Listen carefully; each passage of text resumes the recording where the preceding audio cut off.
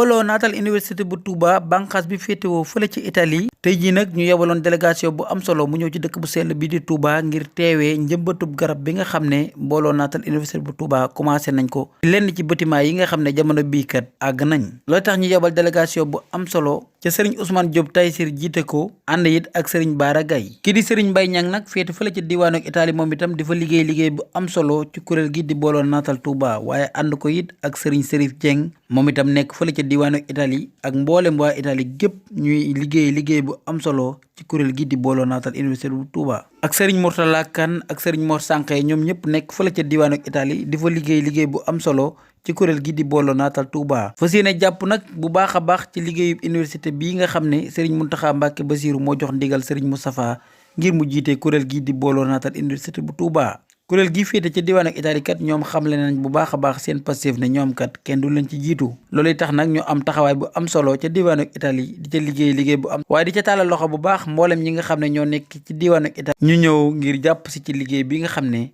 moo di booloo naatal université bu Touba ngir ñu fas yéene ca dugal seen aw ñàq ngir ñu defal leen ko ci université bi ginnaaw bi ñu yebalee délégation bu am solo bi yëkkati nañ fi ay kàddu ngir ñaax waaye soññ bu baax a baax mbokki taalibe yi féete ca diwaanu Italie ñu teewlu seen i kàddu. mbokki jullit mbokki taalibe yi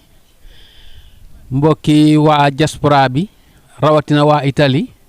Ousmane Diop Taysir seen mbokki taalibe moo leen di nuyu di leen siyaar ànd ak Serigne Bara Gaye ñu nekk fii ci université bi nga xam ne moom la Serigne Mountakha di liggéeylu man ak Abdou Diop ak sëñ Bara Gaye ñoo fi xëy si woon ci liggéey bi jàpp nekkal leen fi ndax tey jii dañoo ñëwoon doon jëmbat ay garab yoo xam ni comme ni ko waa comité directeur bi diglee ñetti bâtiment yoo xam ne pare woon nañ ñu doon ko jëmbat garab yi moo nekk nii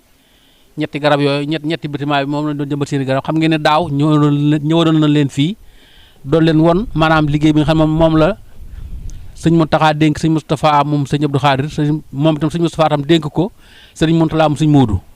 moom lan àndal moo nu xëy woo ak sëñ Mbaye Niang moom nekk Italie ba ñu ñëwoon fekkee liggéey bi teewal leen fi ànd ak ñoom liggéey bi ñu di ko sàkku nag ci mbokki taalibe bi nga xëy ñoo nekk Italie ñoom ñëpp ñu fas ko xam ne liggéey bi ñun ñëpp noo ko bokk mbokki taalibe bi yëpp ko séq danoo bëgg nag yéen waa daal Touba Ca ngeen ci taxawaay bu am solo bu am maanaa boo xamante ni da ngeen feeñ fël